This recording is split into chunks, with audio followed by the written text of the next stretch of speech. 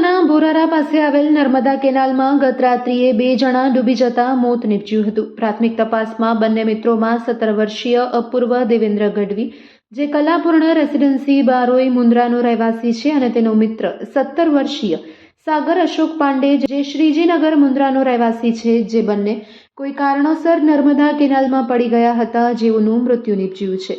બંનેના મૃતદેહનો કબજો લઈ પીએમ માટે મુન્દ્રા સામૂહિક આરોગ્ય કેન્દ્રમાં ખસેડવામાં આવ્યું છે।